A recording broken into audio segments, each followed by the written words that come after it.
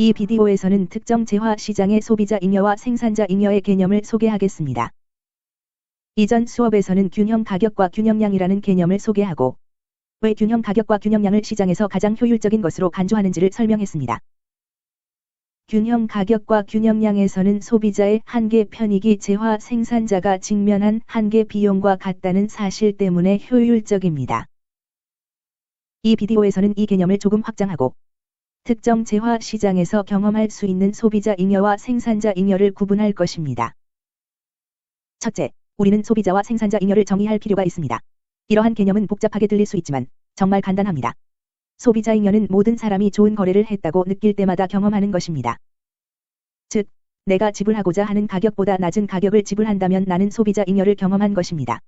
소비자 잉여의 기술적 정의는 소비자가 어떤 재화에 대해 돈을 지불할 의향과 능력보다 적게 지불하면서 누리는 추가 편익입니다.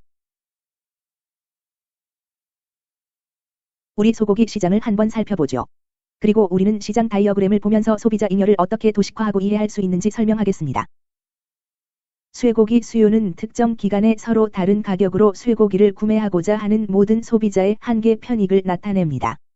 일부 소비자는 쇠고기 구매 의사와 능력에서 다른 소비자보다 훨씬 월등합니다. 쇠고기 시장이 수천, 수백만 명의 소비자로 이루어져 있다고 생각해보면 쇠고기에 대해 가장 많은 돈을 지불할 의향과 능력이 있는 사람들은 수요 곡선에서 여기 상부의 점으로 대표됩니다. 왜냐하면 수요 곡선을 따라 존재하는 다른 사람들보다 그 사람들의 지불 용의가, 즉 그들의 한계 편익이 높기 때문입니다. 그래서 소고기에 아주 비싼 대가를 지불하려는 사람들이 수천 명은 있을 수 있습니다.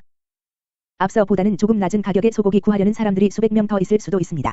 왜냐하면 소고기에 대한 그들의 한계 편익이 조금 더 낮기 때문입니다. 그런 식으로 계속됩니다. 수요 곡선은 시장의 모든 소비자가 일정한 가격으로 쇠고기를 구매하려는 용의를 나타냅니다. 소고기의 가격이 실제로 균형 가격 P/E일 때, 균형 가격 이상으로 지불하고자 하는 모든 사람은, 다시 말해서 수요 곡선을 따라 수요가 균형 가격 이상이고 균형량에서 왼쪽 영역에 속한 모든 사람은 일정한 소비자 잉여를 경험합니다. 수요 곡선이 수천 또는 수백만 명의 소비자를 나타낸다고 가정하면 이 수요 곡선을 따라 실제 균형 가격보다 더 큰 대가를 지불할 용의가 있는 개별 소비자를 나타내는 다수의 지점이 있습니다. 따라서 수요 곡선 이하와 균형 가격 이상의 면적은 지불할 용의와 능력이 되는 가격보다 낮은 가격으로 쇠고기를 구매한 모든 소비자의 추가적인 편익이나 만족감을 그래픽적으로 나타냅니다. 이 그래프에서 소비자 잉여의 총 면적을 노란색으로 음영 처리하겠습니다. 소비자 잉여는 바람직한 무엇입니다. 그것은 사람들이 좋은 거래를 했다고 느끼는 것을 의미합니다. 균형 가격보다 비싼 값을 지불할 용의가 있는 사람이라면, 다시 말해서 수요 곡선의 좌측 상단 부분으로 대변되는 모든 사람은 그들이 지불 용의가 있는 가격보다 낮은 가격으로 쇠고기를 살 때 소비자 잉여를 경험하게 됩니다. 그래서 그래픽적으로 소비자 잉여는 수요 곡선 이하와 균형 가격 이상으로 대변됩니다. 이 그래프의 노란색 삼각형 면적은 균형 가격으로 쇠고기를 샀을 때 좋은 거래를 했다고 느끼는 모든 사람이 만끽하는 여분의 만족감이나 웰빙, 즉 여분의 편익을 대변합니다. 계속해서 생산자 잉여에 관해 이야기합시다. 생산자 잉여는 소비자 잉여와 유사한 개념입니다. 다시 말해, 생산자 잉여는 제품을 팔 용의와 능력이 되는 가격보다 더 높은 가격으로 판매할 수 있는 개인들이 누리는 추가 편익입니다. 따라서 생산자 잉여는 판매하고자 했던 것보다 더 높은 가격에 판매할 수 있었던 생산자가 누리는 추가 편익으로 정의할 수 있습니다.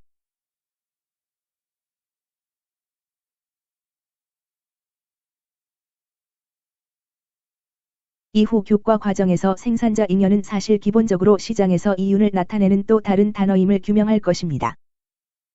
그러나 이 간단한 공급 및 수요 다이어그램의 경우, 우리가 당장에는 대상을 정해놓고 이윤을 계산할 수 있는 비용 곡선 및 수입 곡선이 없으므로 이윤에 관해 논하지는 않겠습니다.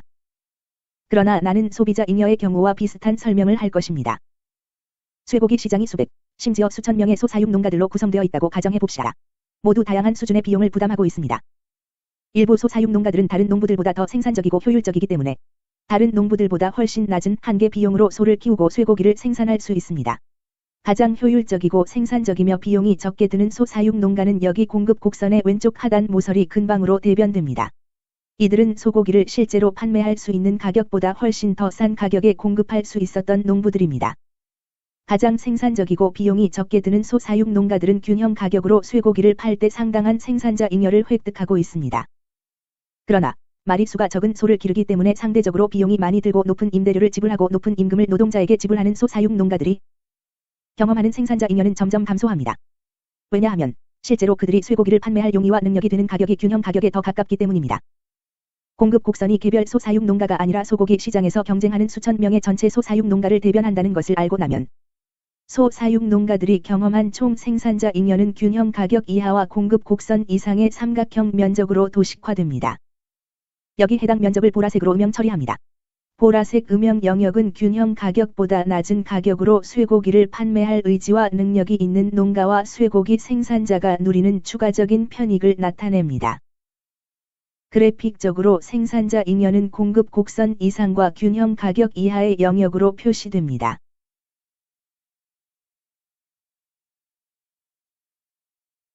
자, 이전 비디오에서 우리는 실제로 잉여라는 단어를 매우 다른 방식으로 사용했습니다. 경제학에서 잉여는 어떤 재화의 공급량이 수요량을 초과하는 부분을 말합니다. 균형을 다룬 비디오에서 우리는 잉여는 피해야 할 것이라고 설명했습니다. 우리는 초과 공급을 원하지 않습니다. 왜냐하면 초과 공급은 자원의 비효율적인 배분으로 간주하기 때문입니다. 하지만 여기서 혼동하면 안 될 것은 생산자 잉여와 소비자 잉여는 피해야 할 것이 아닙니다. 왜냐하면 이 경우 잉여는 생산자와 소비자가 누릴 수 있는 여분의 만족감, 여분의 이윤을 말하기 때문입니다. 소비자 잉여와 생산자 잉여는 실제로 균형 가격과 균형량에서 극대화됩니다. 나중에 다른 비디오에서는 균형 가격과 균형량 이외의 가격이나 수량 조합일 때 어떻게 해서 생산자 잉여와 소비자 잉여의 총액이 감소하는지를 살펴볼 예정입니다. 생산자 잉여와 소비자 잉여를 합친 것을 때로는 사회적 잉여라고 하지만 내가 선호하는 용어는 총후생입니다. 후생이란 무언가 극대화되어야 하는 것이기에 우리는 소비자와 생산자의 후생 향상을 원합니다. 가격과 수량이 균형을 이룰 때 말고는 시장에서 생산자와 소비자의 후생 향상을 이뤄낼 방법은 없습니다.